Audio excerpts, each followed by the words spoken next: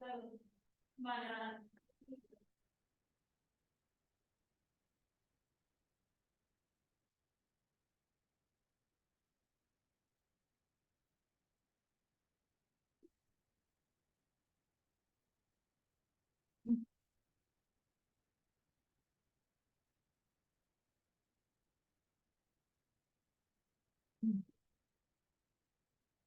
Bueno, buenas tardes a todos.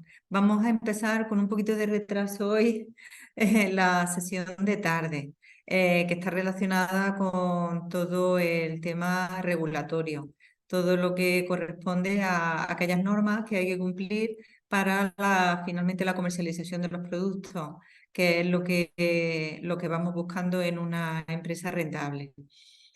Nos acompaña, como esta mañana, Eva Martín, y, y la tengo aquí pues para que empiece eh, la parte que no le dio tiempo a hacer durante la mañana. Saludo a todos los que estáis ahí en online y adelante, adelante, Eva.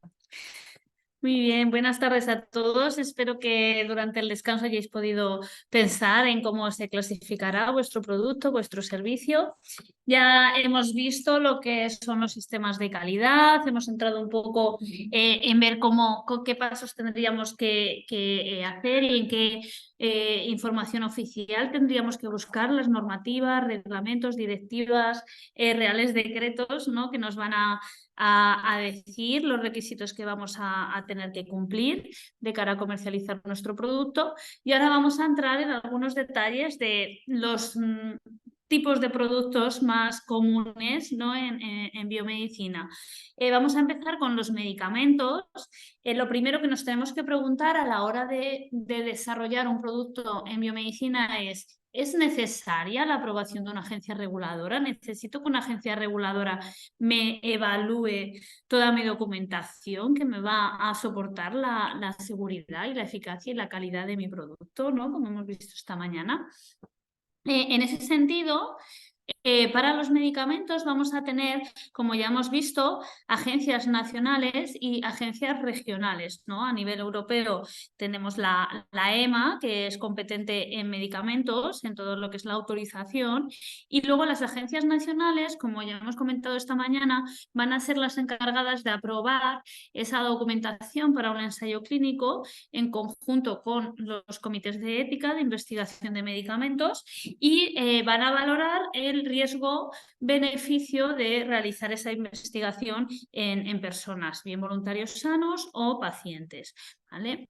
El objetivo de los ensayos clínicos, ¿cuál es? Pues conocer el perfil de seguridad y de eficacia de los medicamentos.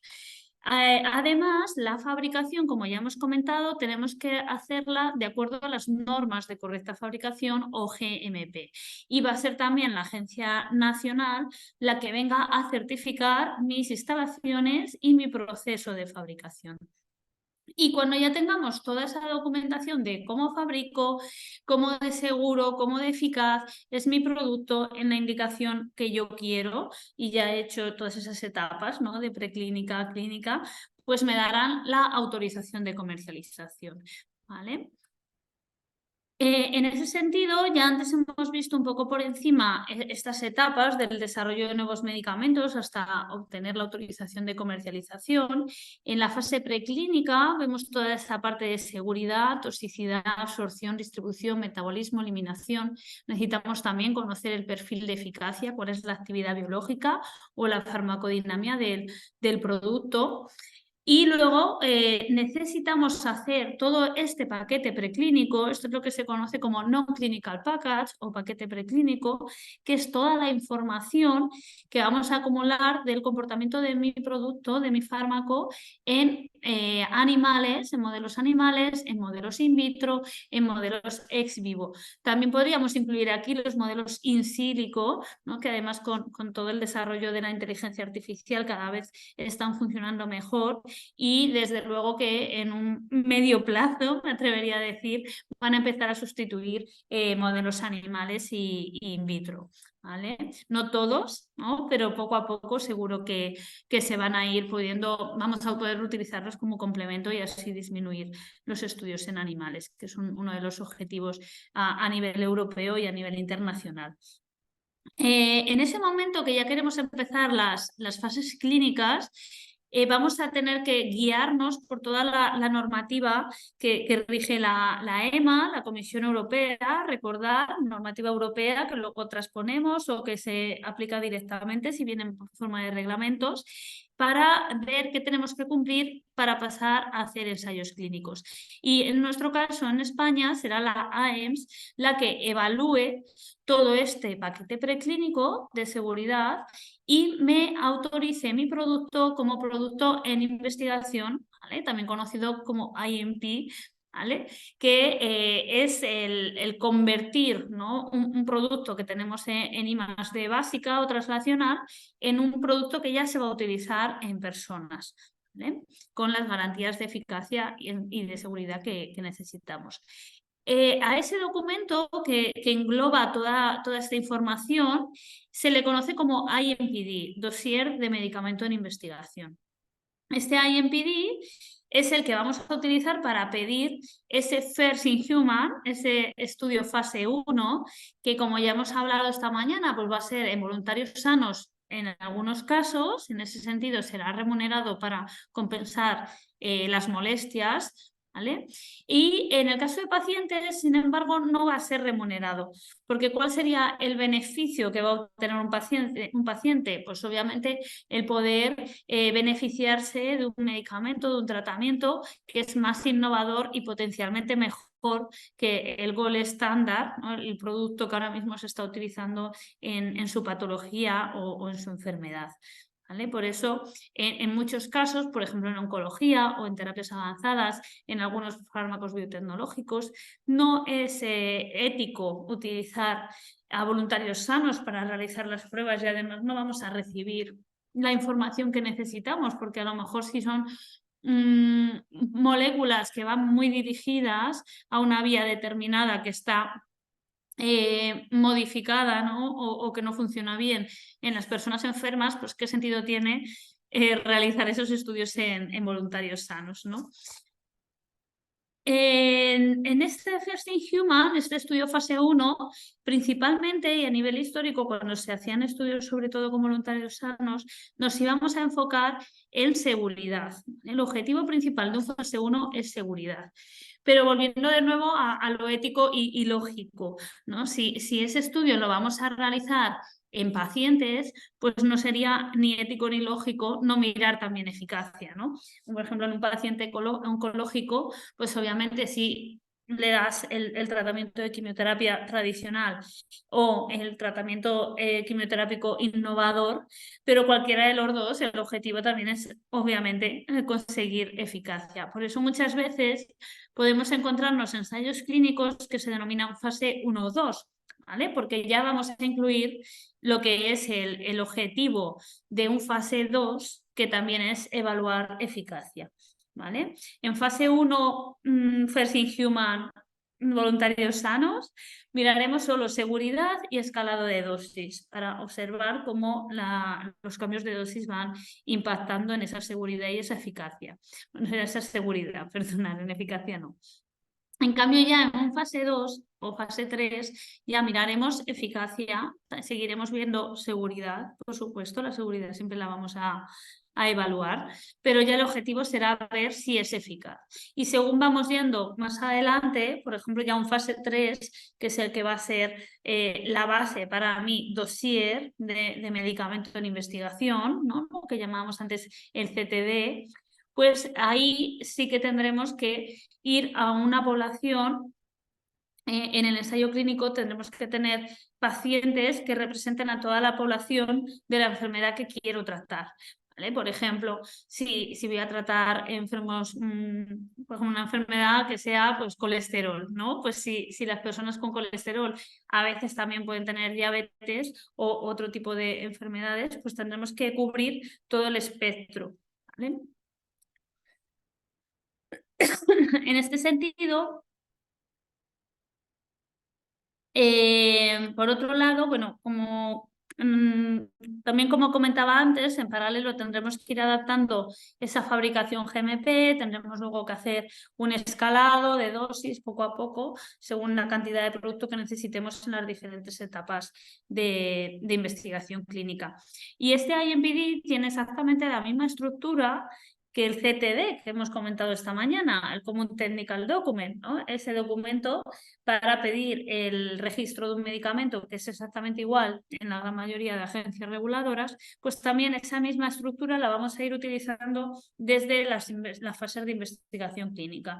De modo que la IMPD va a ir creciendo en documentación, ¿no? Y en evidencias hasta que ya estamos listos para que lo podamos presentar ante la agencia para que me autoricen el fármaco. Y teniendo esto en cuenta, imagino que a lo mejor ya en alguna otra clase o alguna otra formación nos han hablado del famoso Valle de la Muerte, ¿no? En cuanto a las empresas de base tecnológica. Si tenemos unos ingresos, unos gastos, ¿no? Una empresa siempre va a tener ese balance de ingresos y gastos, y a lo largo del tiempo, pues cuando estamos en una empresa de base tecnológica, al principio, obviamente, todos esos desarrollos de I+D, la preclínica, los estudios clínicos, el lanzamiento al mercado, la comercialización, pues vamos a tener unos flujos de caja muy, muy, muy negativos durante los primeros años de vida, ¿no? de la startup, de la empresa emergente. Y luego, aunque ya empecemos a vender aquí en estas etapas, necesitaremos todavía un tiempo para alcanzar este punto de equilibrio, el break-even, y poder tener ya beneficios y flujos de caja positivos. Ese sería el escenario optimista que todos buscamos. Puede que lleguemos a un escenario no tan prometedor. También puede ocurrir incluso que salimos al mercado y luego aparece otro competidor, o en el largo plazo se observan unos efectos adversos que no habíamos visto durante la investigación clínica. O bueno, múltiples causas pueden hacer que un producto, incluso cuando ya está autorizado, se abandone y se deje de comercializar. ¿Vale? Y en un gran número de casos, que por eso se conoce como Valle de la Muerte, pues nos encontramos que los proyectos, las empresas no llegan ni siquiera a obtener esa autorización de comercialización, se abandonan los proyectos durante las fases clínicas, preclínicas, ¿no? Ese gap que comentábamos antes entre la investigación académica, unos estudios de prueba de concepto que podemos hacer en un laboratorio sin certificación GLP, pero luego necesitamos hacer una preclínica regulatoria que es cara, que es costosa, que hay que hacerla en un laboratorio GLP. Necesitamos generar documentos para pedir los ensayos clínicos, desarrollar hasta que en un fase 2 pues ya podamos atraer ese interés de empresas biofarmacéuticas más grandes, ¿no? Entonces todo ese gap es ese valle de la muerte, ¿no? que aquí representamos en la forma de cash flow. Pero también este valle no solo afecta a empresas, ¿no? de I+D, sino que también tenemos un valle de la muerte en ese gap entre la investigación translacional, preclínica y la clínica, ¿no? Podemos tener muchas veces proyectos muy enfocados, ¿no? O que creemos que están enfocados a unas necesidades, pero cuando no hay comunicación entre los investigadores preclínicos y clínicos, pues a veces podemos tener problemas médicos no cubiertos, podemos tener soluciones que no están dirigidas a cubrir esos problemas clínicos reales, y en medio pues esas investigaciones que se van quedando ahí y los pacientes que no obtienen respuesta a sus necesidades de tratamientos y de diagnóstico. ¿Vale? Muy importante en este sentido, que eso creo que en los últimos años hemos avanzado mucho, el crear equipos multidisciplinares. Cuando hablamos de mercado, de hablar con los potenciales usuarios, clientes, prescriptores, ¿vale? Pues ahí también es muy importante que los que venimos de un ámbito pues más de biología, química, farmacia, pues hablemos con los clínicos, con los profesionales sanitarios, para entender lo que realmente pues, se necesita. Y como ya os decía antes, pues tanto toda esa información, ¿vale?, que ya hemos dado a las agencias para hacer las fases clínicas. Uy, no sé, alguien se ha unido. Vale, perfecto, que me aparecían cosas en el chat, bienvenidos. Vale, os comentaba antes, espera, que es que creo que esto ya lo he contado, ¿vale?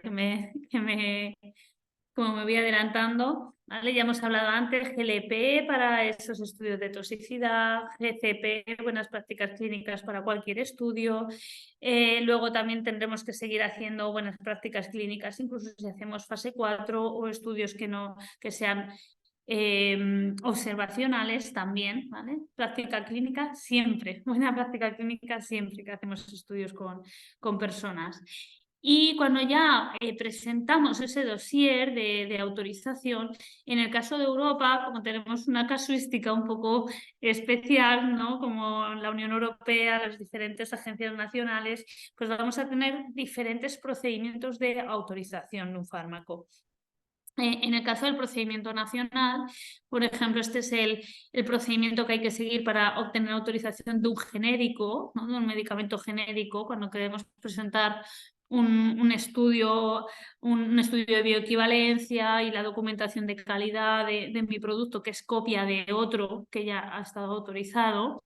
Pues aquí iré país por país, agencia por agencia, obteniendo esa autorización del genérico, ¿vale? La MHRA, como os decía, es la agencia del Reino Unido. En este caso, pues efectivamente tendré que ir siempre a través de la agencia, porque ya no están dentro de la Unión Europea ni pertenecen al procedimiento centralizado de la EMA. Entonces, si yo voy presentando agencia por agencia mi dossier de registro, cada una me lo evaluará y me darán esas autorizaciones de comercialización. Luego tenemos el procedimiento centralizado, que en este caso va a ser la EMA, la Agencia Europea de Medicamentos, y el Comité de Medicamentos de Uso Humano, que es el que hace la evaluación, quien me evalúe esa autorización de comercialización, ¿vale? Y tenemos también otra opción, que es la de autorización descentralizada o de reconocimiento mutuo, por el cual sin interés, por ejemplo, esto también en genéricos a veces se utiliza, si yo tengo interés en 3, 4 o 5 agencias reguladoras para entrar en esos territorios, pues puedo pedir que entre ellos se organicen, se coordinen para darme una evaluación más rápida, ¿no? No tener que ir presentando toda la documentación, sino presentarla a la vez y que hagan una evaluación coordinada, ¿vale? En este caso seleccionamos una agencia que sea como mi coordinador o mi interlocutor, y el resto pues se coordinan con ella para hacer esa evaluación. En el caso del procedimiento centralizado, la gran mayoría de medicamentos innovadores y también los biosimilares, recordar las copias de medicamentos biológicos que ya se han quedado fuera de patente, van a tener obligatoriamente que ir por procedimiento centralizado, ¿vale? El objetivo de la EMA es poder obtener esa autorización de comercialización en toda la Unión Europea a la vez, y así que estén disponibles los fármacos para todos los ciudadanos europeos. Esto va a ser obligatorio para productos biotecnológicos, medicamentos huérfanos, SIDA, cáncer, trastornos neurodegenerativos, diabetes, enfermedades autoinmunes, víricas, lo que se consideren medicamentos innovadores a nivel terapéutico, científico, técnico, ¿no? Como os digo, la gran mayoría de fármacos que se vayan a desarrollar de nuevo pues van a estar ahí, incluidas también las terapias avanzadas. En este caso, también tendremos que designar a un rapporteur y corrapporteur, que son dos agencias reguladoras nacionales que hacen la labor de interlocutor coordinador, ¿vale? Y en el caso de que tengamos, por ejemplo, que sea un medicamento, por ejemplo, de terapia avanzada, pues va a ser obligatorio que uno de los corraporter, en lugar de una agencia, sea un comité de la EMA, como es el Comité de Terapias Avanzadas, el CAT.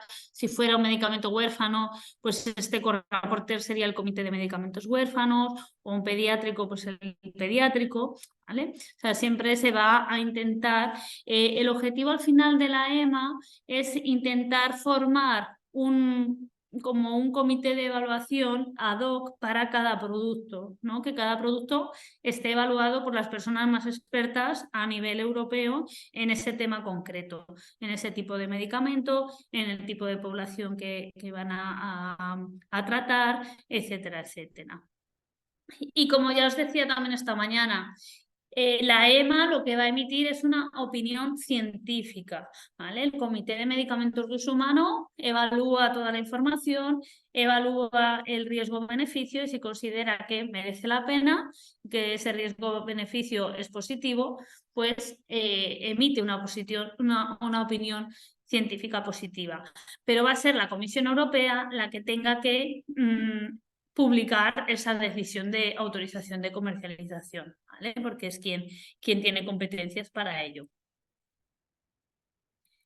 Cuando un producto se autoriza a nivel europeo, se publica un informe de evaluación donde podemos ver todas las características del producto, podemos ver toda la información de las indicaciones autorizadas, las distintas presentaciones, dosis, todas las etapas que ha habido, ¿vale? Eso está a disposición de todo el mundo, lo podemos ver en la web de la EMA. Y bueno, aunque como vemos aquí, cada parte va dirigida a diferentes poblaciones, pero podemos acceder libremente. Esta mañana habíamos visto así muy rápidamente que teníamos diferentes clasificaciones de productos y uno de los más conocidos pues es los medicamentos, ¿no? Los medicamentos de uso humano. ¿Qué es un medicamento? ¿Qué es lo que nos define lo que es un medicamento y cómo lo podemos diferenciar de las otras figuras regulatorias que también tenemos por ahí? Va a ser una sustancia o combinación de sustancia que tiene propiedades para tratar o prevenir enfermedades, ¿vale? O restaurar, corregir o modificar funciones fisiológicas.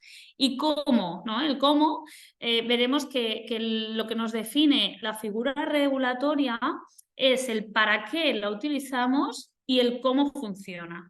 ¿Vale? Entonces, en este caso sirve para tratar o prevenir enfermedades y funciona mediante acción farmacológica, inmunológica o metabólica. ¿Vale? Entonces, en este sentido, tenemos luego diferentes tipos de medicamentos, ¿no? Tenemos lo que serían las terapias avanzadas, que están aquí, terapia génica, celular, tisular, productos derivados de sangre, como la albúmina, el plasma rico en plaquetas, que también es un medicamento biológico, los medicamentos biotecnológicos, ¿vale? Y también dentro de los medicamentos más tradicionales tendremos todos los de síntesis química. Las terapias avanzadas, ya hemos comentado que son las basadas en células, genes o ingeniería tisular. En el caso de los medicamentos de terapia génica, siempre van a contener un ácido nucleico recombinante y su efecto terapéutico, profiláctico o de diagnóstico va a depender directamente de esa secuencia del ácido nucleico recombinante. ¿Vale? Es importante especificar, ¿no? Con las vacunas de COVID muchas veces también corrían así bulos diciendo que era una terapia génica. No lo es, ¿vale? Las vacunas no son terapias génicas, no se insertan en las células y hacen, en las células somáticas, ¿no? Y producen esos cambios en las proteínas o en lo que sea. Sí que tenemos en Europa varias terapias génicas autorizadas, ¿vale? Que muchas veces cuando llegaban estos bulos, decía, a ver, terapias génicas autorizadas hay muchísimas y de hecho salvan vidas a personas con enfermedades raras, porque hay varias terapias génicas autorizadas para enfermedades raras, pero en concreto las vacunas no lo son, ¿vale? Utilizan ARN mensajero, pero no es una terapia génica. En el caso de los medicamentos de terapia celular somática, lo que vamos a utilizar son células o tejidos que han sido objeto de manipulación sustancial. Esto es muy importante, el considerar qué es la manipulación sustancial, porque va a realizar una modificación de sus características biológicas, fisiológicas, de sus propiedades estructurales, ¿vale? Y a veces, aunque no hagamos esta manipulación sustancial, que ahora os explicaré lo que es, también si cambiamos la funcionalidad, o sea, si modificamos el lugar donde estaba la célula inicialmente y lo modificamos para que ejerza su función en otro sitio, también se va a considerar terapia celular. ¿Por qué se hacen estas dos distinciones? Para establecer la barrera entre lo que es un trasplante de tejidos o un trasplante de órganos y lo que es una terapia celular, ¿vale? Aquí os pongo un ejemplo. Como os digo, tenemos por un lado o que exista manipulación sustancial, ¿vale? ¿Qué es lo que no se considera manipulación sustancial? Pues todo esto que tenemos aquí, el corte, trituración, moldeo, centrifugación, liofilización, congelación, ¿vale? Todo esto son técnicas que se utilizan en trasplante de tejidos, ¿no? Entonces, son como las excepciones para que dentro de ese marco sigamos estando en las normas que aplican a trasplante de tejidos. Pero si ya hacemos un aislamiento, una expansión, un cultivo celular, una diferenciación, pues ahí sí que estamos ya en terapia celular. Y lo mismo si cambiamos esa función esencial entre el receptor y el donante, por ejemplo, mediante el cambio de localización. Un ejemplo, yo extraigo médula ósea, separo una población celular, como por ejemplo las células mononucleadas, y lo reinfundo en el torrente sanguíneo. Esto no sería un medicamento. Pero en cambio, si esa médula ósea separa una población celular, igualmente las células mononucleadas, y luego la administro en el músculo cardíaco, al haber un cambio de función por cambio de localización, pues ya sí lo consideraríamos medicamento y terapia avanzada, ¿vale? Terapia celular. En el caso de los medicamentos de ingeniería tisular vamos a estar todavía más en el borderline, ¿no? de esos trasplantes de tejidos. Aquí combinamos células, métodos de ingeniería de materiales, bioquímica, fisicoquímica, ¿vale? Muchas veces pues vamos a intentar que haya una expansión, un crecimiento dentro de una matriz, ¿vale? Podemos hacer muchas combinaciones. ¿Cuál es el objetivo? Administrárselo a personas para regenerar, restaurar o reemplazar un tejido humano, ¿vale? Por ejemplo, lo que os decía antes, ¿no? ¿Por qué es importante saber si estoy dentro de una terapia celular, un medicamento de terapia avanzada o no? Porque si me aplica la legislación de medicamentos, voy a tener que cumplir las normas GMP, voy a tener que realizar unos estudios clínicos, obtener una autorización de comercialización, ¿vale? Todo el ciclo que hemos visto antes. En cambio, si no es medicamento, si mi tratamiento se queda dentro de lo que es la legislación de células y tejidos, me va a aplicar toda la legislación de calidad del establecimiento de tejidos, que obviamente tiene que tener unas garantías, yo no puedo guardar y almacenar los tejidos de cualquier manera, pero son unas normas diferentes. Tampoco voy a tener que hacer ensayos clínicos, ¿vale? No voy a tener que presentar ningún dossier de autorización de comercialización, va a ser otra legislación completamente distinta. Esto ha ido evolucionando mucho, hace ya bastantes años que está claro, ¿no? Lo que es una terapia avanzada y lo que no, pero al principio pues es verdad que había determinadas dudas y ya os digo que incluso en otros territorios sigue sin estar claro o mucho de lo que nosotros consideramos terapia celular pues se puede quedar como trasplante de tejidos. Y también nos podemos encontrar medicamentos combinados. Aquí también vamos a estar en el borderline con esa ingeniería tisular, ¿vale? Pero en este caso, uno de los componentes de mi producto final va a ser un producto sanitario, uno o más productos sanitarios, ¿vale? En el siguiente bloque vamos a ver la definición de producto sanitario, pero ya os adelanto que en este caso la función va a ser la misma que la de los medicamentos: tratar o prevenir una enfermedad o una lesión o deficiencia. ¿Pero cómo? La diferencia va a estar en el cómo. Pues por métodos que no sean ni farmacológicos, ni metabólicos, ni inmunológicos, ¿vale? Vamos a tener como dos figuras que ambas tratan enfermedades, pero una lo hace mediante estos métodos farmacológicos, inmunológicos, metabólicos, que son los medicamentos, y lo que se haga por otros métodos mecánicos, ópticos, físicos, de barrera X, van a ser productos sanitarios, ¿vale? Entonces, en este caso, los productos sanitarios tienen una parte celular o tisular, que pueden tener esas células o tejidos que sean viables o que no lo sean. La acción que ejerza el producto sanitario y la que ejerza las células tienen que ser fundamentales, ¿vale? Tenemos que demostrar que hay una sinergia, ¿no? Que ambos componentes están actuando en ese tratamiento, ¿vale? Esto es muy común cada vez más, el tener estos productos combinados. En el caso de las terapias avanzadas en Europa, en ensayos clínicos, como cualquier otro medicamento, vamos a tener que ir país por país a agencias nacionales. Para la autorización de comercialización vamos a tener que ir por registro centralizado a través de la EMA. Y luego, en estas terapias avanzadas tenemos unas excepciones que se conoce como autorización de uso o excepción hospitalaria, ¿vale? Que está regulado bajo el paraguas de la fabricación no industrial. Esta normativa es la que va a aplicar a todas las terapias que son consolidadas, que algunas ya se venían utilizando cuando todavía no había una terapia, o sea, una legislación específica de terapias avanzadas.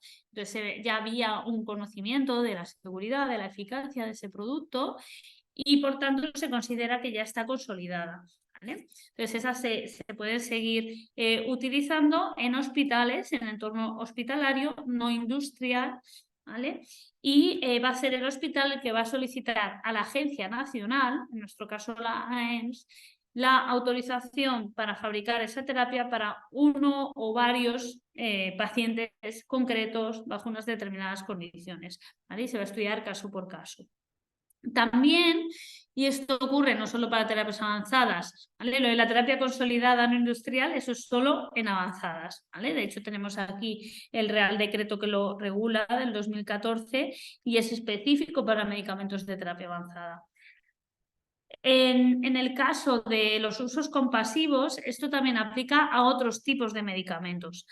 Un uso compasivo quiere decir que un medicamento que está en una fase clínica, en un ensayo clínico, los ensayos clínicos, para poder participar una persona, tiene que cumplir los requisitos que exija, ¿no? el patrocinador, lo que se llaman criterios de inclusión, ¿no? Pues tener esa enfermedad en tal estadio.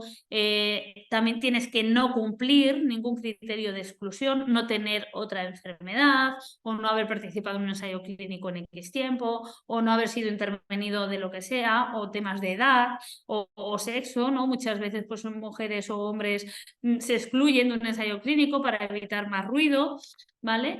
Entonces, ¿qué ocurre si una persona va al médico y el médico considera que podría beneficiarse del tratamiento que está bajo estudio clínico, pero no cumple los criterios de inclusión o cumple alguno de los criterios de exclusión, ¿vale? Pues no sería justo, ¿no? Que no pudiera acceder a ese tratamiento. Entonces, se puede solicitar un uso compasivo que se hace caso por caso a la Agencia del Medicamento Nacional, ¿vale? Entonces, eso sería en el marco de ensayos clínicos, tratar a pacientes que no pueden incluirse en el ensayo porque no cumplen los criterios de inclusión o cumplen alguno de los criterios de exclusión. Como os decía, dentro de los comités de evaluación de la EMA tenemos el Comité de Terapias Avanzadas, que se creó en el año 2009 y fue uno de los primeros en crearse, aparte del CHMP. Y aquí vemos un ejemplo, ¿no?, de cómo se componen estos comités de evaluación de expertos de diferentes países, ¿vale? Tenemos representación de todos los países y luego aparte vamos a tener los working party, ¿no?, los grupos de trabajo de diferentes especialidades terapéuticas, de diferentes tipos de, por ejemplo, aquí tenemos el grupo de trabajo en terapia génica, ¿vale?, de productos de terapia celular. Vamos a tener también grupos de asesoramiento científico específicos para oncología, diagnóstico pediátrico, huérfano, ¿vale? Tenemos de todo. Entonces se crea un comité ad hoc para la evaluación de cada producto. Esa es la gran fuerza de la EMA. En el caso de los biológicos, en la EMA podemos encontrar toda la información que nos piden específicamente para biológicos. Y bueno, aquí os pongo un vídeo, no sé si se oye. Uno acude al médico para tratar una enfermedad como la artritis, la enfermedad de Crohn o algunos cánceres.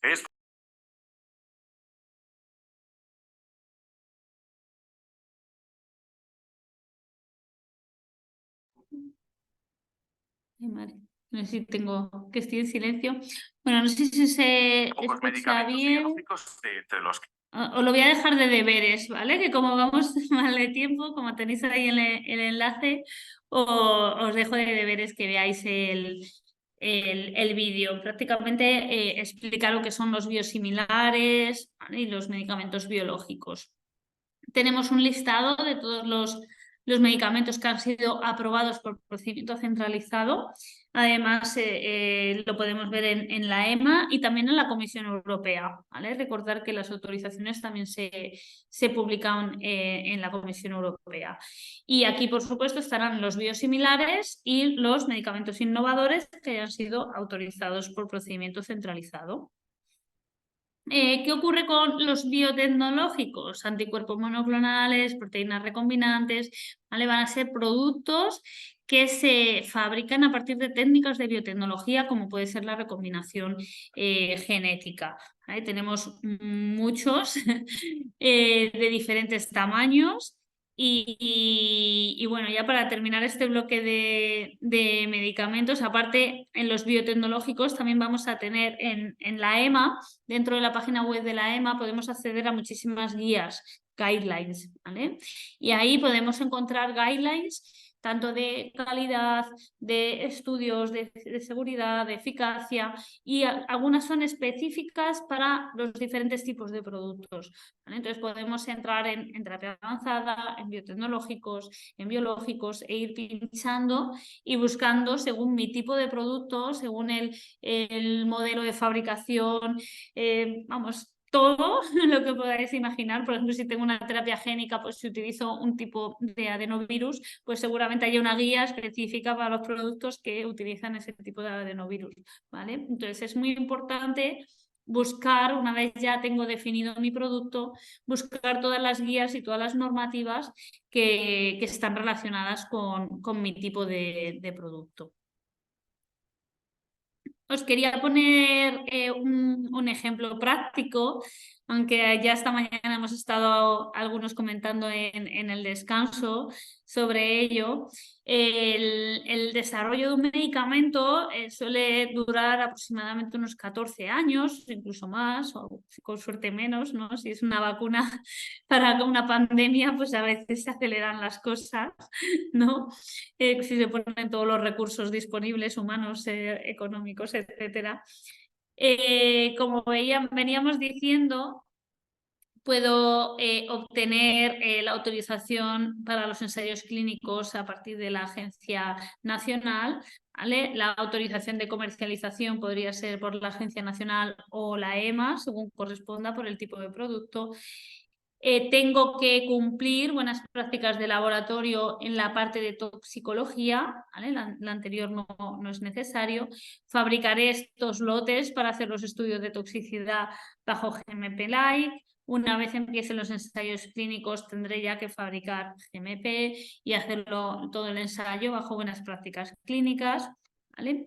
Y bueno, a modo de ejemplo, quería contaros el caso de Sanifit, que es un caso de éxito a nivel no solo español, sino a nivel europeo. Y bueno, además, pues les tengo especial cariño porque estuve trabajando con ellos bastantes años en Mallorca. Es una spin-off de la Universidad de Baleares. Ellos se fundaron en el 2007, procedían de un grupo de investigación en litiasis renal, y el objetivo al fundar esta spin-off era preparar ese IMPD, ese dossier de medicamento en investigación, para comenzar estudios en humanos, ¿vale? Hasta el año 2014, ¿no? Para que os hagáis una idea de lo complejo que es todo este tema, no empezaron el primer estudio en humanos, ¿vale? Entre el 2007 y 2014 lo que se hizo fue obtener financiación para hacer estudios preclínicos, para impulsar la investigación clínica, preparar toda la documentación de calidad, adaptar proceso de fabricación, ¿vale? Todo lo que hemos visto esta mañana, pues eso fue durante los 7 años. Y muchas veces ese valle de la muerte se alarga porque es muy complicado obtener financiación, ¿vale? Realizaron fase 1 A en voluntarios sanos, fase 1B en pacientes en hemodiálisis, en el 16 ya empezaron en fase 2, ¿vale? Y en 2018 anunciaron los resultados positivos y comenzaron el fase 3, ¿vale? Que todavía está en marcha.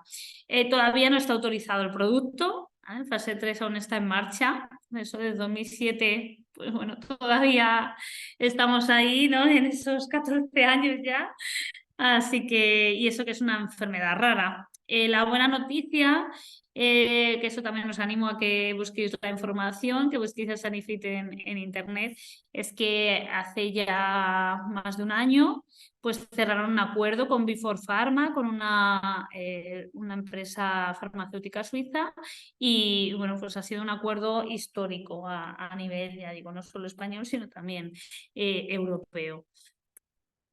Vamos a pasar a los productos sanitarios, que vamos un poco mal de tiempo. Si os apetece pensar cuáles de estos productos son productos sanitarios y apuntarlo en un papelito, luego veremos la solución. En el caso de un producto sanitario, pues también vamos a necesitar esa aprobación por parte de una agencia reguladora. Y en este caso van a entrar también en juego lo que ya os he comentado esta mañana, los organismos notificados, que son empresas sobre las que desde la Comisión Europea se delega la evaluación, no solo de productos sanitarios, sino de cualquier producto que para su comercialización sea necesario cumplir una directiva o un reglamento europeo, ¿vale? Entonces, estos organismos notificados, estas empresas, están autorizadas por las agencias reguladoras y los organismos gubernamentales para evaluar determinados productos que tienen que cumplir unas normas europeas, ¿vale? Es una figura exclusivamente de Europa, ¿vale? La investigación clínica pues tendrá que pasar por comité de ética de investigación, también la tendrá que aprobar la Agencia Nacional, igual que ocurría con los medicamentos.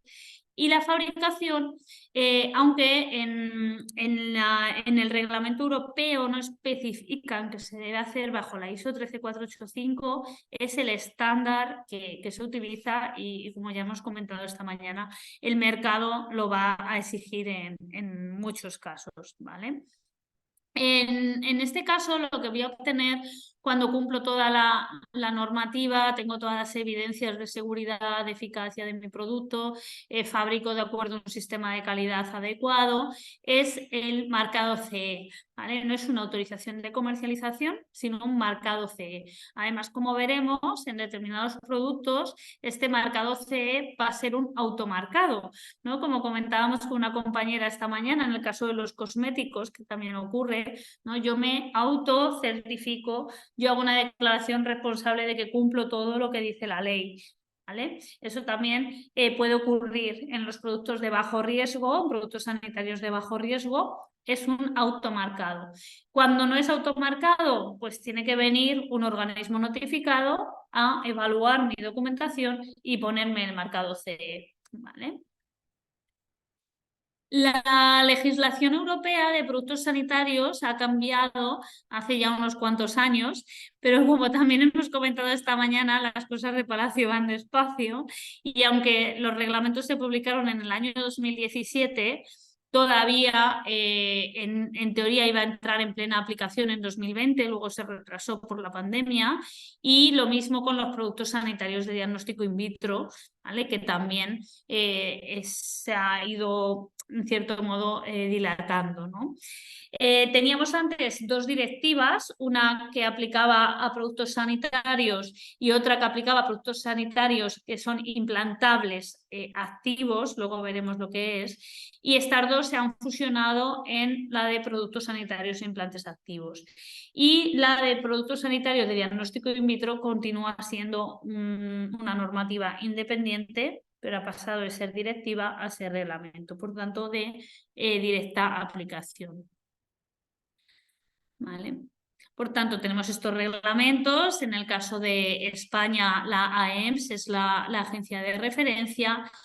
Y como ya os he adelantado antes, la definición de producto sanitario va a ser cualquier instrumento, dispositivo, equipo, programa informático, implante reactivo, material u otro artículo que va a tener los siguientes fines médicos: diagnóstico, prevención, seguimiento, predicción, pronóstico, tratamiento o alivio de una enfermedad, o compensación de una lesión o discapacidad, o sustitución o modificación de anatomía o de un proceso fisiológico o patológico.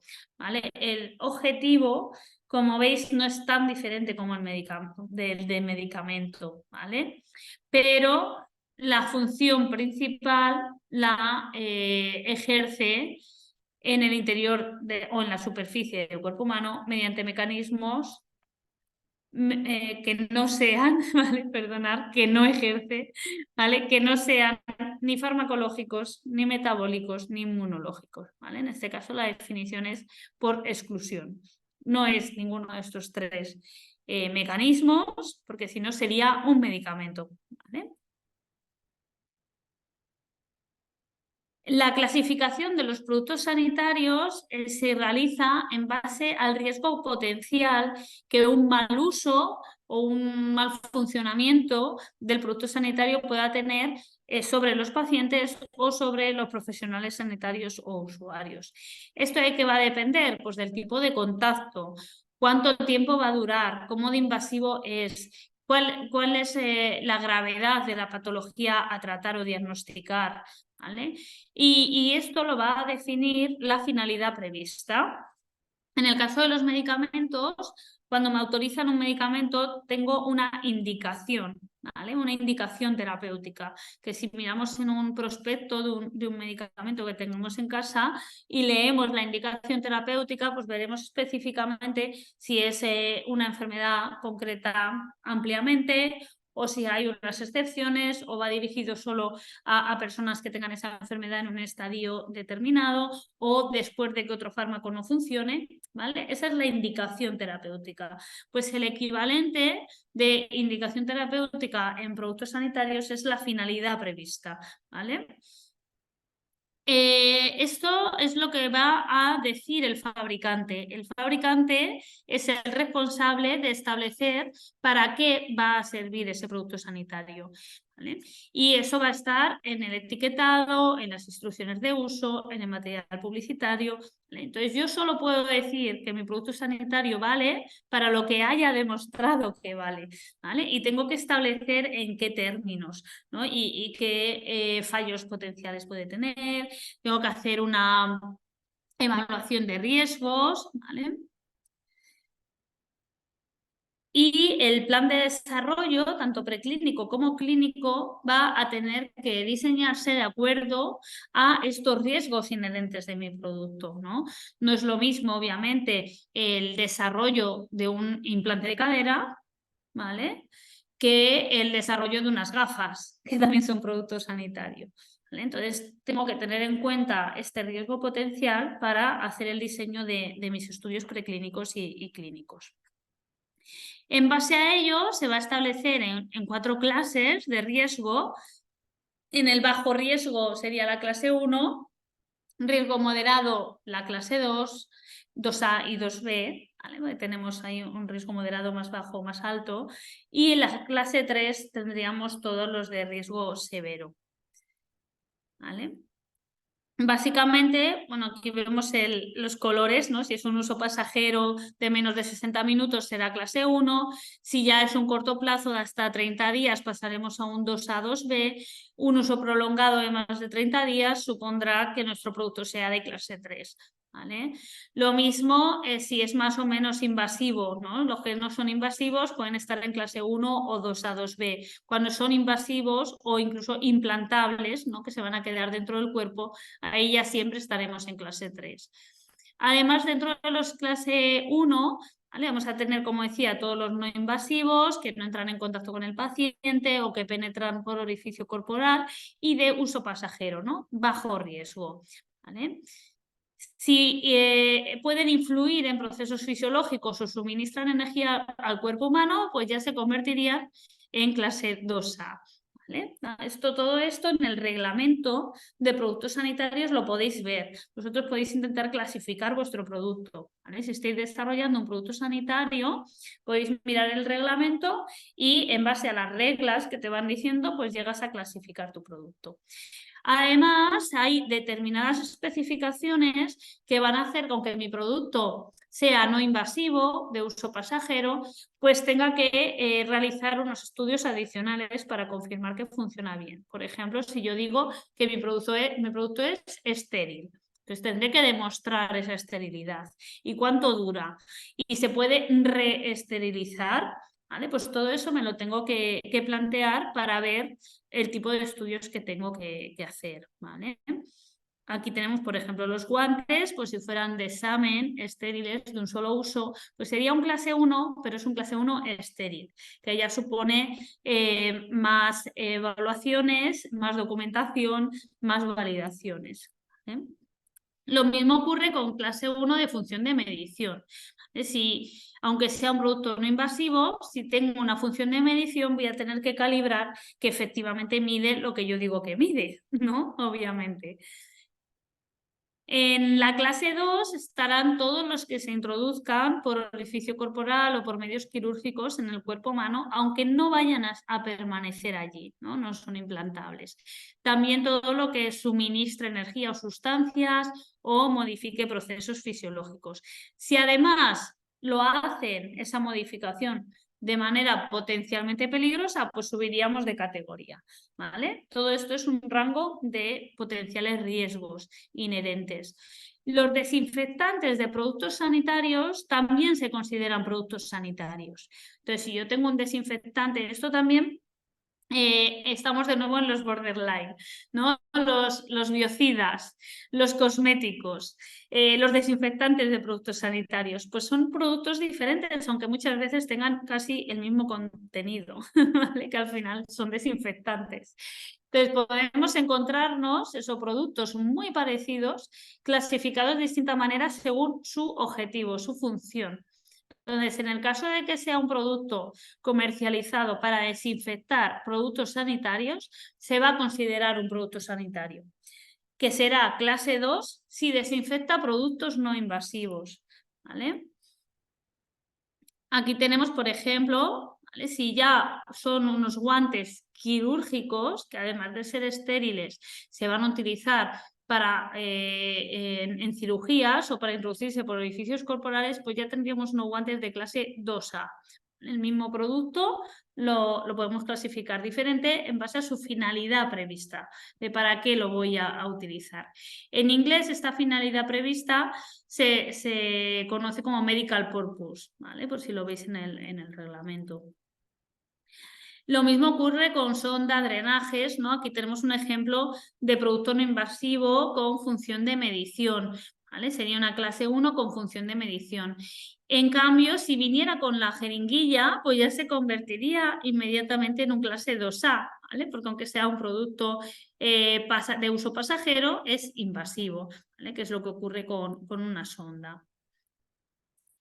¿Vale? En la clase 2 tenemos también algunos implantables y vamos a tener también estos desinfectantes de productos invasivos, ¿vale? Y también los productos para el cuidado de lentes de contacto. Las lentes de contacto también son productos sanitarios y lo que utilizamos para limpiarlas pues también entran en esa clasificación.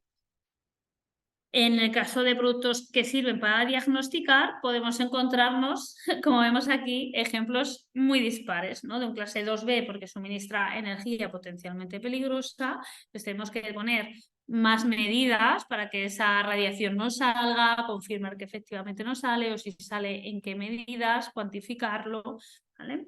Y luego pues productos mucho más sencillos y que no son invasivos. Siempre que el producto sanitario entre en contacto con el sistema nervioso central o el circulatorio central, ya se va a considerar clase 3.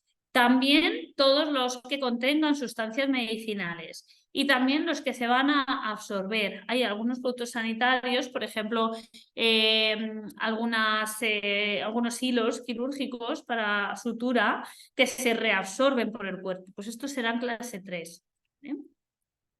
Y lo mismo también si contienen derivados animales. Podemos tener algunos casos, por ejemplo, apósitos, etcétera, que tengan derivados animales, pues se considerarían también clase 3. Por ejemplo, las prótesis. Si os fijáis en la definición de producto sanitario, se incluye no solo el tratamiento de enfermedades, sino también modificaciones de anatomía, ¿vale? Ahí se quiere englobar también todas las técnicas estéticas, ¿no? Por ejemplo, unas lentes de contacto que no sean para ver, sino que sean para cambiar el color del ojo, también es un producto sanitario, porque claro, no podemos permitir, ¿no?, que la gente se esté metiendo en el globo ocular productos que no están debidamente autorizados y no cumplen las garantías. Pues lo mismo ocurre con los implantes mamarios, por ejemplo. Antes, hace ya muchos años, no se consideraban productos sanitarios porque no iban dirigidos a un tratamiento de una enfermedad.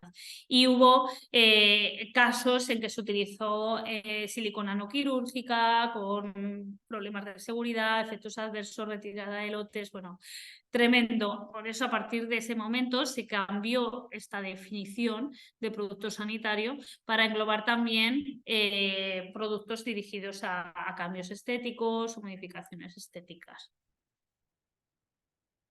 Los desinfectantes, como os decía, los no invasivos serán clase 2A y los invasivos clase 2B. ¿Vale? Bueno, esto lo voy a pasar. Producto sanitario implantable y activo. ¿Qué es un producto activo? Un producto activo es que depende de una energía externa, una batería o está conectado a la led eléctrica, ¿vale? Esto supone un peligro adicional, ¿no? Si algo funciona mal, pues te podrías incluso electrocutar o el producto deja de funcionar porque no le llega bien la energía, ¿vale? Entonces todo eso lo tenemos que calibrar y validar, ¿vale? Un ejemplo típico de estos implantes activos pues sería el marcapasos, ¿vale? Y también, por ejemplo, las bombas de insulina, que además esto se puede complicar muchísimo y combinar con otros productos también que tienen un impacto en la salud. Tiene un medicamento dentro, que es la insulina, que tiene su dossier de medicamentos, su autorización de comercialización.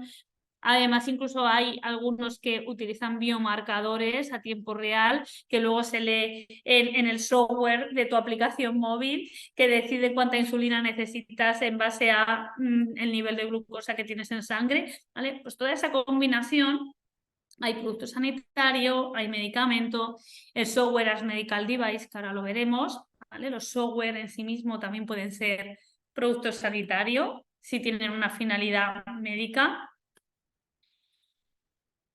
Vale, bueno, el fármaco activo ya os lo he comentado. Siempre que en el producto sanitario contenga un medicamento autorizado, bueno, si no está autorizado no se puede vender, pero cuando contenga un medicamento, un producto que esté clasificado como medicamento, ya va a estar en clase 3. Por ejemplo, aquí tenemos unos Sten, ¿vale? El stent puede simplemente abrir, ¿no? ese vaso sanguíneo para permitir que circule bien la sangre, y a veces podemos completar el efecto de ese stent, no solo que sea un efecto mecánico, ¿no? Que es lo que define al medical device, sino que le podemos poner un medicamento para que inhiba la proliferación celular, etcétera, alrededor, ¿no? Que es lo que hace, por ejemplo, el paclitaxel. En el caso de los productos sanitarios de diagnóstico in vitro, se engloban dentro de productos sanitarios, ¿vale? Pero en este caso vamos a utilizarlo in vitro para estudiar muestras procedentes del cuerpo humano, ¿vale? Esto es importante, del cuerpo humano. Si estamos, por ejemplo, en el ámbito veterinario, nos quedamos en un borderline, ¿no? Que ya serían productos sanitarios veterinarios, que a veces no hay una legislación, ¿vale? Es un poco complicado ese punto, porque para los medicamentos veterinarios, por ejemplo, sí que tenemos legislación y muy parecida a la de medicamentos humanos, pero en medical device no, ¿vale? No existe una legislación específica. Entonces, bueno, son productos veterinarios así en general, y a veces hay vacíos legales. En este caso vamos a estudiar, como digo, muestras procedentes del cuerpo humano, incluidas donaciones, sangre, tejidos. ¿Y qué información vamos a obtener de esa muestra? Información sobre un proceso o estado fisiológico o patológico, sobre deficiencias físicas o mentales congénitas, sobre una predisposición a una dolencia, una enfermedad, para determinar seguridad y compatibilidad con posibles receptores, ¿no? En el caso de trasplantes, predecir respuesta o reacción al tratamiento, o establecer o supervisar medidas terapéuticas, ¿vale? Todas estas serían las finalidades previstas de un IVD, ¿vale? De un producto sanitario de diagnóstico in vitro. También los recipientes en los que vamos a recoger estas muestras se consideran productos sanitarios para diagnóstico in vitro, ¿vale? Que aquí lo mismo, nos podemos encontrar, bueno, ahora lo veremos, que viene ahora el ejemplo, no me quiero adelantar. Bueno, para validar un producto sanitario de diagnóstico in vitro, normalmente vamos a necesitar, de hecho en el nuevo reglamento hacen bastante hincapié en la evidencia clínica, la validación clínica del método para detectar el marcador, ¿vale? Por un lado, o sea, yo necesito confirmar que el método que utilizo detecta el marcador, y por otro tengo que validar también el valor diagnóstico o pronóstico de ese marcador, ¿vale? Entonces, por ejemplo, ¿no? Un caso así sencillo.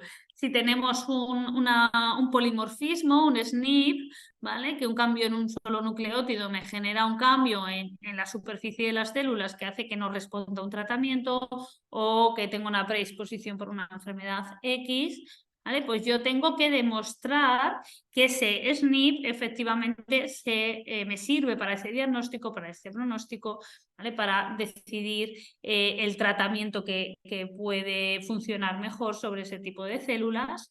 ¿Vale? Lo tengo que demostrar en estudios clínicos, que recordar, estarán autorizados por el CEIM, estarán autorizados por la agencia reguladora y haré bajo buenas prácticas clínicas. En este caso también vamos a tener 4 clases de riesgo, A, B, C y D, ¿vale? El riesgo aquí, ¿cómo se va a medir? Pues en base a el impacto potencial que tiene un mal diagnóstico, ¿vale? No voy a entrar en concreto en los distintos tipos de productos sanitarios que entran en cada clase, pero quedarnos que cuando va a afectar a mi salud o la de mi descendencia, pues se considera un riesgo menor, ¿no? Menor entre comillas.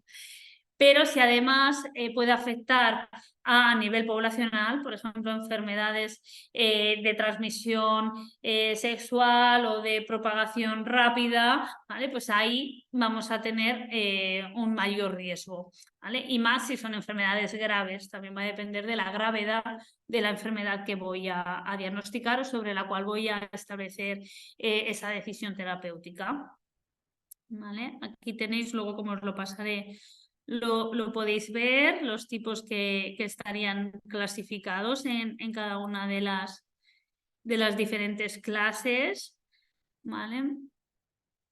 ¿Vale? Luego también tenemos productos sanitarios de diagnóstico in vitro que son de autodiagnóstico, como eran, y bueno, siguen siendo los test de COVID que podemos comprar en las farmacias o un test de embarazo, ¿vale?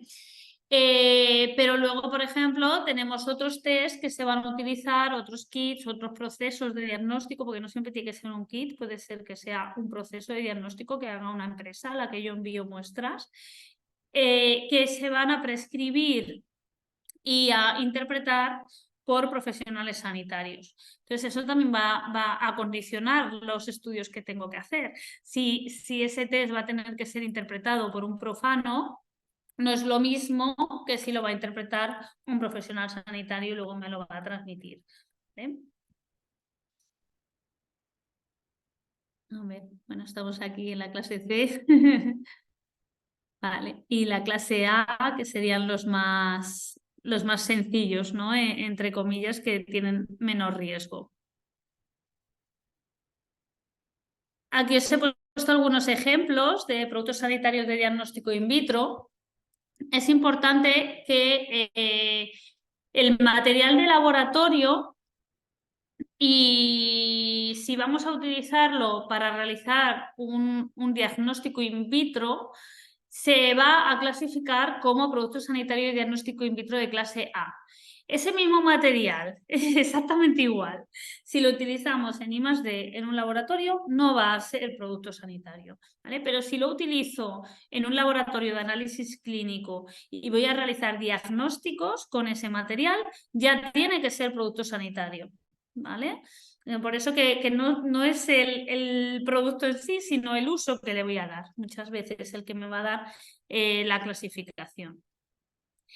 Este test, por ejemplo, que sirve para diagnosticar el dengue, pues en este caso sería un clase C, no un clase D, ¿vale? Porque aunque sea una enfermedad de un alto riesgo para el paciente, al no ser contagiosa, no ponemos en riesgo a la salud pública, ¿vale? Por eso se considera clase C. En cambio, un cultivo celular que voy a utilizar para diagnosticar una bacteria que es muy contagiosa, se consideraría clase D, que es el máximo riesgo, porque aparte de al propio paciente, puedo poner en peligro a la salud pública, ¿vale? Y en el caso, por ejemplo, de los test de ovulación o de embarazo, pues son clase B, porque además son de autodiagnóstico. Antes ya os he adelantado que el software puede considerarse también producto sanitario, ¿no? Y aquí tenemos dos ejemplos de aplicaciones que podemos descargarnos en nuestros móviles y nos podemos plantear, ¿no?, si son o no producto sanitario. Pues hay muchísimas aplicaciones que no lo son, la gran mayoría, y también podemos descargarnos algunas que se podrían considerar producto sanitario, pero que no han hecho los deberes y no se han no han hecho el marcado CE, que es lo que se debería hacer. Vemos aquí resaltado en la definición de producto sanitario que se incluyen los programas informáticos y también se incluyen en la definición de producto sanitario y diagnóstico in vitro, así que también nos podría ocurrir tener un software. De hecho, a veces ocurre cuando utilizamos diferentes biomarcadores y mediante un algoritmo hacemos un diagnóstico, ¿vale? Pues ahí el propio software sería un producto sanitario también, ¿vale? Entonces, bueno, el software as medical device, el software como producto sanitario, que lo podemos ver como SAMD reducido, igualmente no tenemos que quedarnos con que un software se va a considerar producto sanitario si se utiliza en el entorno sanitario, ¿vale? O sea, si yo, por ejemplo, en un hospital utilizo un Excel o un Word, aunque son software, no se convierten en producto sanitario por el hecho de utilizarlos en el hospital, ¿vale?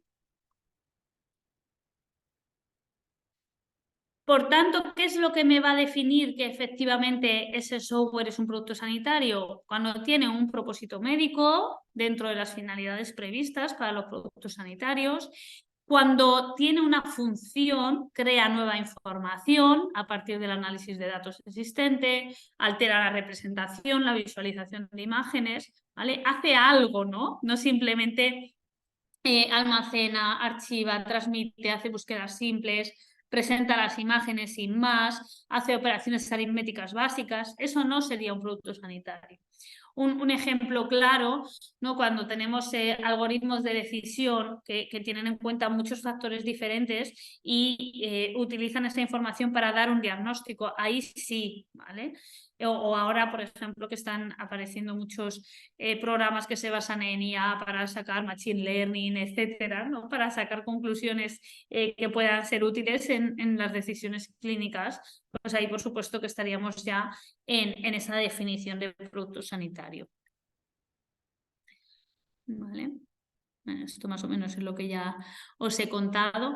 Nos podemos encontrar el software integrado en el propio producto sanitario, por ejemplo, un escáner, pues obviamente tiene una parte importante de software o como accesorio. Y también software autónomos. Podemos encontrarnos que el propio software de manera autónoma es un producto sanitario. Podemos descargarlo como si fuera una aplicación o entrar en Internet a través de una plataforma y que sea como un servicio, una aplicación móvil, descargarlo en nuestro escritorio del ordenador, ¿vale? Todas las opciones no afectan a que se considere producto sanitario, ¿vale? Vale, esta parte os la voy a dejar para que la miréis, porque ya no... Más o menos es lo que os he contado. El marcado CE sí que es importante, que debe aparecer en todas las etiquetas. El marcado CE no solo, como ya os comentaba, no solo aplica a productos sanitarios, aplica a cualquier producto que tenga que cumplir una normativa europea. Y debe aparecer en el etiquetado, prospecto, placas identificativas, ¿vale? Lo veremos en muchos sitios. Y muy importante esto, estos 4 dígitos me indican que ha habido un organismo notificado involucrado en su evaluación. Como os decía, el marcado CE puede ser un automarcado en el que yo decido que, vamos, me autoevalúo y asumo la responsabilidad de que cumplo todo lo que tengo que cumplir que aplica a mi producto. Pero en algunos casos, sobre todo cuando hay un riesgo inherente para el paciente o el usuario, pues va a venir un organismo notificado a evaluarme y darme el OK. Pues cuando me da ese OK, me incluyen estos 4 dígitos, que van a ser los dígitos correspondientes al número de registro del organismo notificado que me ha evaluado. Eso, si os acordáis, las mascarillas, ¿no? Las FFP2 necesitan ser evaluadas y tener el marcado CE, ¿vale? No como producto sanitario, sino como EPI, ¿vale? Como producto de protección personal, ¿vale? Que también tienen un marcado, unas directivas y unos reglamentos que les afectan y por tanto tienen un marcado CE. Entonces, estas que tenían así la CE sola, pues son falsas, ¿vale? Porque necesitaba que haya habido un organismo notificado involucrado. ¿Vale? También nos podemos encontrar algunos productos sanitarios que no van a tener el marcado CE, como son los que se hacen a medida o los que están bajo el paraguas de una investigación clínica. ¿Vale? Obviamente todavía no están comercializados y por tanto no tienen el marcado CE. Y ya para terminar con esta parte de los productos sanitarios, que quiero contaros un poco del otro, tenemos cuando necesitamos esa evaluación por organismo notificado. Pues en la clase 1 no, en productos sanitarios de diagnóstico in vitro A y B tampoco, y sí que lo vamos a necesitar para los clase 1 estériles o de medición, los 2A, 2B, 3 y productos sanitarios de diagnóstico in vitro de clase C y D. ¿Vale? A ver, todo esto ya directamente al ejemplo y luego ya os cuento. Ay, a ver, ¿por qué tengo ahí?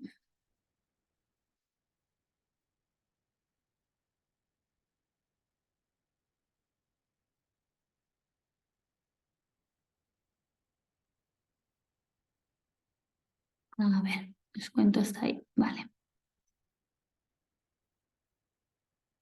A ver, os voy a contar este ejemplo para que os hagáis una idea. ¿Vale? En el caso de los productos sanitarios, vamos a tener también que demostrar seguridad y eficacia en animales antes de empezar, en animales o en modelos in vitro, ¿vale? En preclínica. Antes de empezar los estudios en personas, los estudios de validación clínica. Y luego pues obtendremos esa autorización de comercialización, que en este caso es el marcado CE. La media son unos 5 años, obviamente no podemos comparar el desarrollo de un IVD con el de un implante, pero bueno, esa es más o menos la media. Vamos a involucrar a la Agencia del Medicamento desde que tengamos que empezar los ensayos clínicos.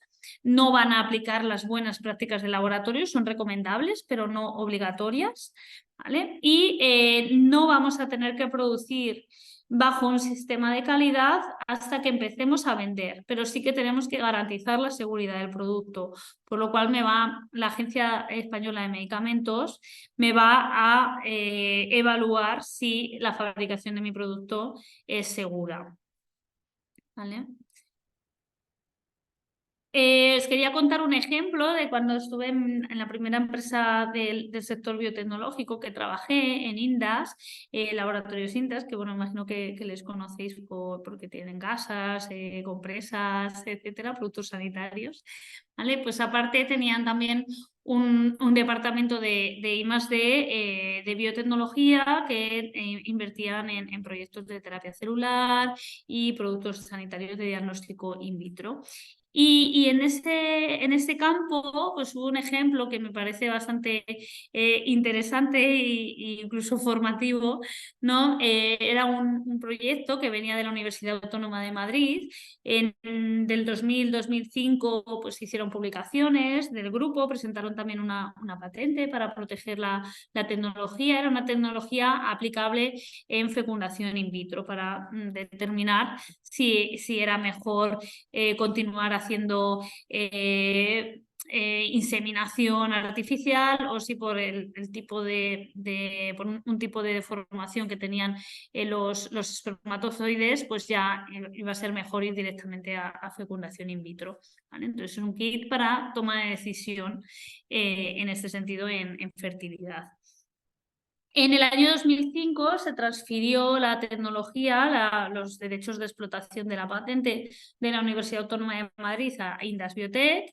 En el 2007 se obtuvo el marcado CE, se lanzó al mercado por parte de Indas Biotech.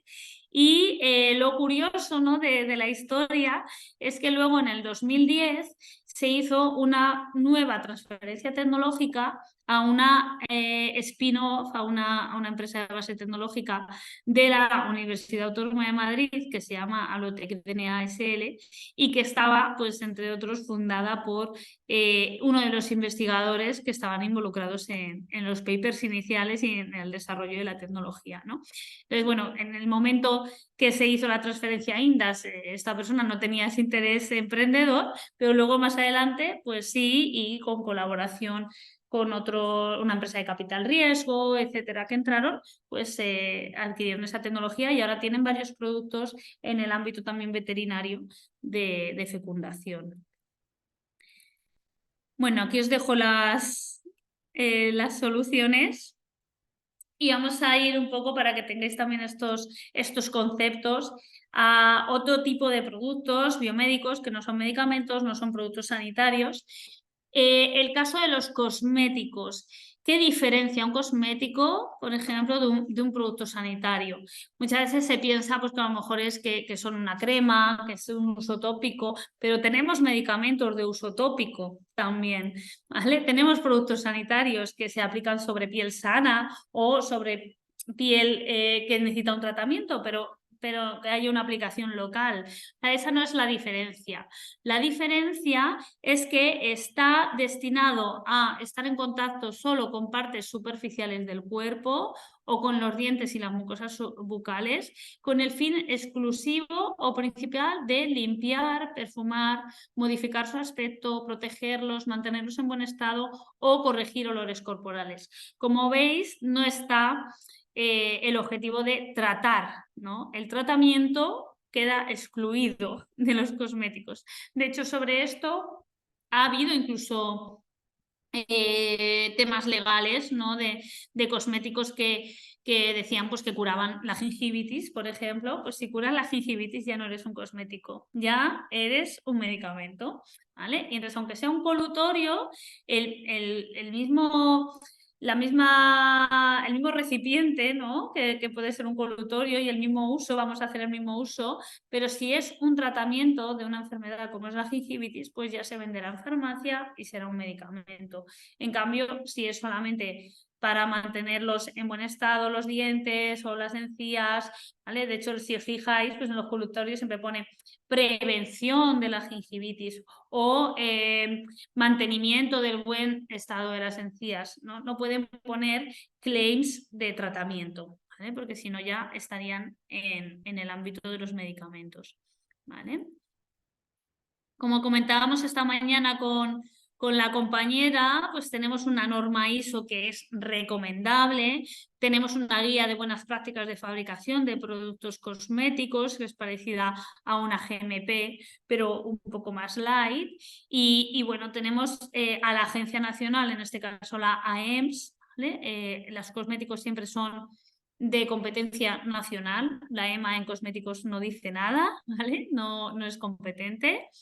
Y bueno, tenemos que tener un sistema de calidad para hacer la fabricación de estos productos cosméticos. También como ejemplo os traigo un fondo de capital riesgo que les conozco desde su inicio y les tengo mucho cariño, que es Viable. Ahora Viable Capital, en sus inicios Viable. La patente en este caso, este también es un ejemplo de transferencia de tecnología, era una patente del CSIC del 2008. En 2011 licenciaron siendo Viable. Viable es un capital riesgo, por lo tanto entran de accionistas en empresas y el modelo que tienen, que es muy, muy interesante, es que apoyan a los emprendedores, pero muchas veces si el emprendedor no quiere tener esa figura pues, de CEO o director general, sino mantenerse más en la parte científica, pues contratan a personas que se ocupan de esa parte más de empresarial y los investigadores permanecen como asesores de la empresa, ¿vale? Entonces, bueno, en este caso crearon la empresa ADP Cosmetics, hicieron estudios de prueba de concepto con el CSIC, tienen sus propias instalaciones certificadas para cosmética y comercializan a empresas cosméticas estos ingredientes para introducirlos en cremas solares, ¿vale? Tienen un ENISA, Neotec, ayudas H2020, ya están autorizados por la FDA también, por ECOCER, también por la AEMS en nuestro caso, y bueno, pues son 11 empleados, ¿vale?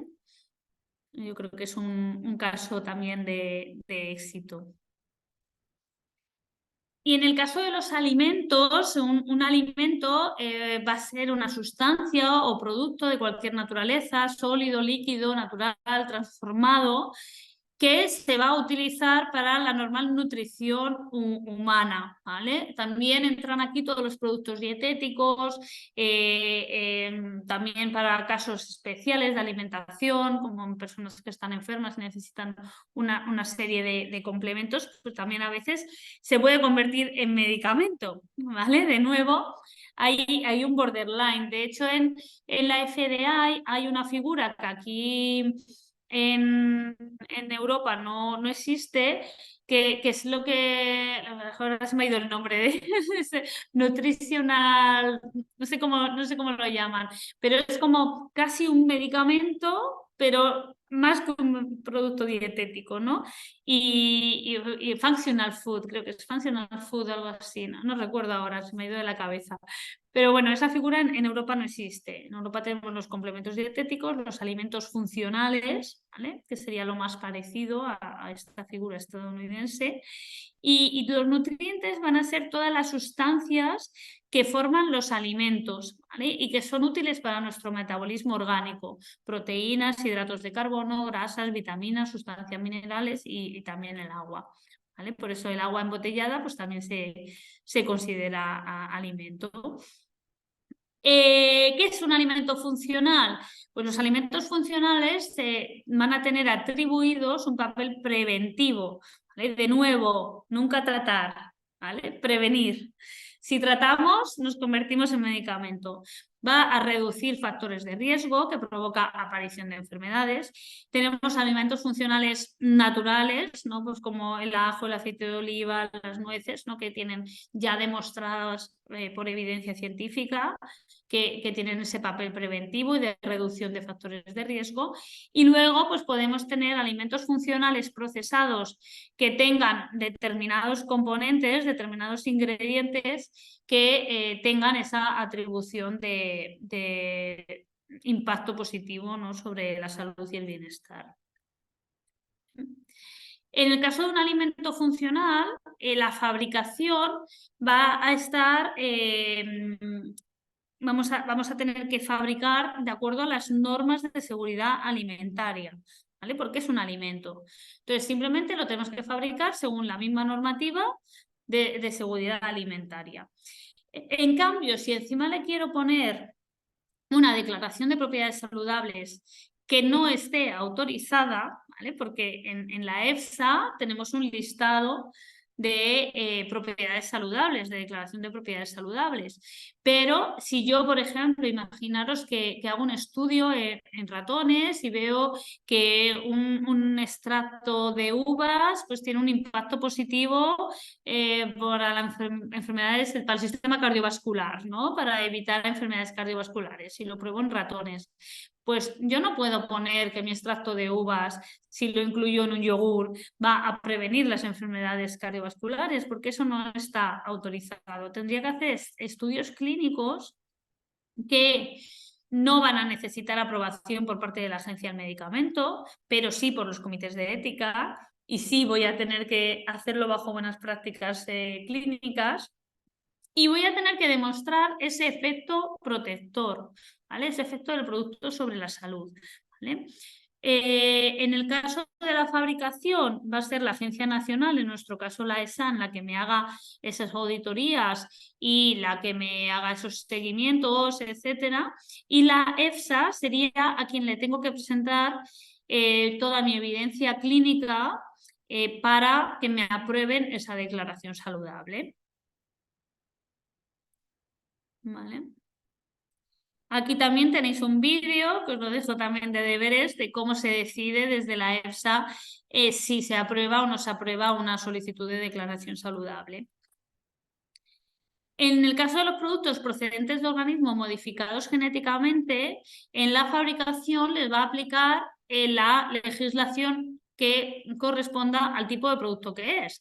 Por ejemplo, si yo fabrico insulina en un sistema de ADN recombinante de bacterias modificadas genéticamente, ¿vale? Pues tendré que cumplir la normativa de medicamentos del producto final.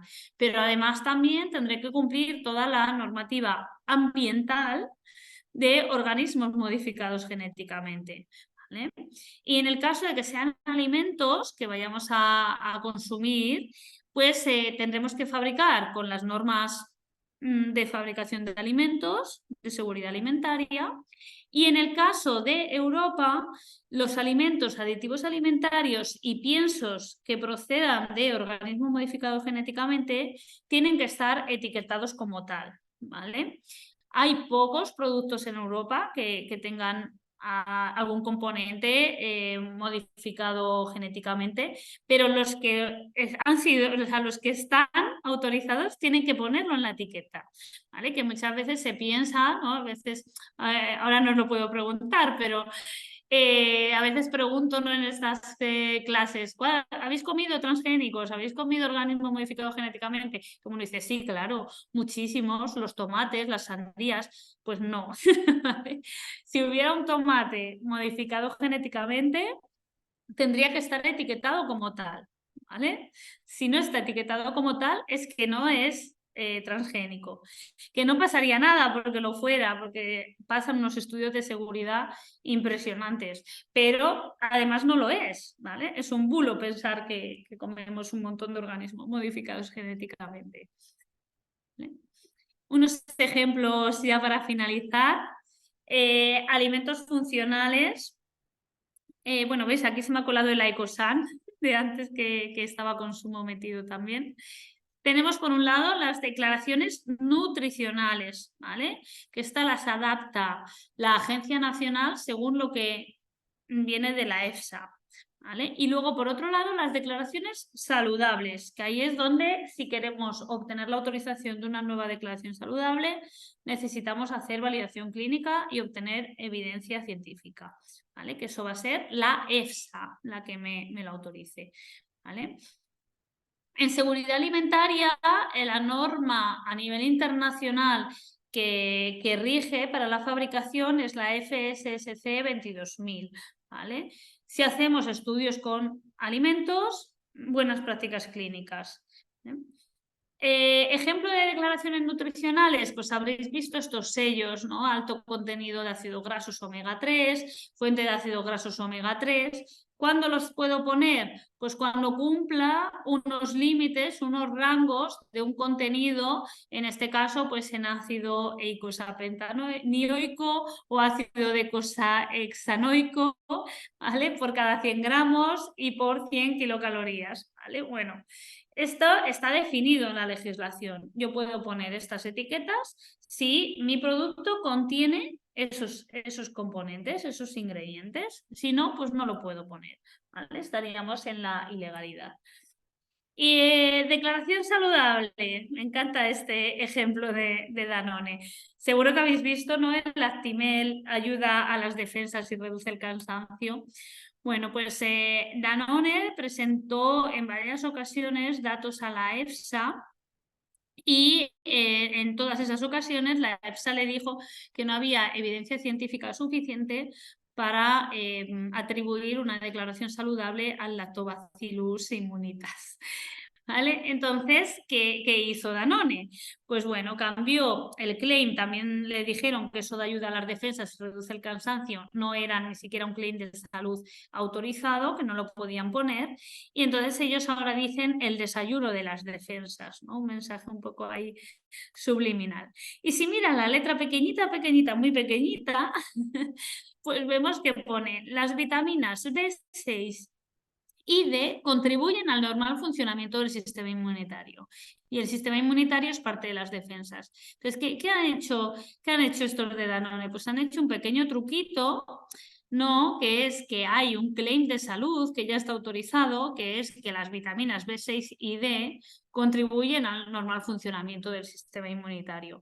Y lo que han hecho es añadir estas vitaminas a sus yogures para poder poner ese claim. O sea, el lactobacillus no hace nada, ¿vale? Está ahí, pero no tiene un claim de salud, ¿vale? Tiene el mismo claim de salud que cualquier otra bacteria que pueda haber en un yogur, ¿vale? Y ya para terminar, aquí os enseño una foto, veis que son dos salmones. Este salmón, el salmón de detrás es un salmón transgénico de la empresa AquAdvantage y al lado pues está el no transgénico, ¿no? Que es un poquito más pequeño, crece un poquito más despacio, ¿vale? Es el primer animal transgénico aprobado para consumo humano. El primero y único por ahora, ¿no? Que por eso a mí me preocupa, ¿no? Ese problema de comunicación que hay a la sociedad si pensamos que comemos vacas transgénicas, etcétera, porque a lo mejor no pasaría nada si fuera así, pero es que no es, ¿no? El problema es la información errónea que se transmite. Entonces, ¿cuál es el desarrollo de llegar a obtener esta autorización? Pues este salmón fue diseñado y generado por primera vez en el año 1989. ¿Vale? Publicaron los resultados en el 92 y en el 95 presentaron la solicitud de autorización a la FDA. ¿Vale? No sé si os atrevéis a averiguar en qué año se autorizó para consumo humano este producto. Pero bueno, os lo digo que vamos mal de tiempo. La autorización de comercialización fue en el 2015, ¿vale? Más de 25 años de desarrollo. ¿Qué hicieron durante todo este tiempo? Pues durante todo ese tiempo hicieron estudios de seguridad, de impacto ambiental, para confirmar que no se ponía en peligro la especie silvestre de salmón, que estaba confinado, que no se podía reproducir, etcétera, etcétera, ¿vale? Una serie de medidas que tienen que cumplir todos los organismos modificados genéticamente. Y la FDA, pues finalmente consideró que sí que cumplía los requisitos. Un tema importante que diferencia la legislación europea de la FDA en cuanto a organismos transgénicos es que allí no se etiqueta. Allí, si un producto ha pasado todos los estudios y se ha autorizado para consumo, se considera que es igual de seguro que el wild type, o sea, el que no es transgénico, y por tanto no se etiqueta. ¿Vale? Por eso en Estados Unidos hubo mucho auge, pues, con todo lo eco, bio, etcétera, porque es una forma de saber que no es transgénico. ¿Vale? De nuevo, pues aquí en Europa, ¿qué sentido tiene todas esas consideraciones, ¿no? Y bueno, con esto termino. La EFSA todavía ni ha querido recibir la solicitud, ¿vale? De Aquadvantage ni de otros muchos productos que sí que están autorizados en Europa, vegetales, ¿vale? Allí en Estados Unidos, perdonad. Y bueno, os dejo, que creo que me está llamando el taxi, me tengo que ir a la estación. Un placer, muchas gracias a todos.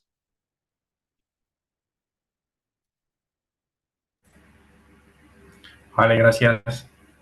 Gracias. Hasta luego. Creo que me está llamando. Muchas gracias. Bueno, pues cerramos sesión. Y espero que haya sido de interés para vosotros. Muy buena, Sí, muy buena sí, conferencia. Muy buena, ¿verdad?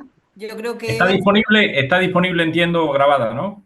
Sí, dijeron que sí por la vamos a mañana. tener Vale. grabada. A lo mejor no mañana, pero sí dentro de unos días, Vale. ¿vale? Vale, Bueno, vale. le Vale, agradecemos vale. muchísimo. Bueno, Le muchas agradecemos gracias. muchísimo a Eva. Nada, Y muy no sé si estará interesante. disponible para alguna consultilla ahí que Sí, tengamos. por supuesto, sí, sí. ¿Sí? Sí, contad conmigo, sí. Pues ya sabéis, si tenéis alguna consultilla, está a nuestra disposición. Eso Yo te lo es. agradezco mucho. Genial, Vale, sí, muchas sí. gracias. Hasta luego, buen viaje. Muchísimas gracias. Adiós. Gracias. Hasta luego. Hasta luego, hasta luego.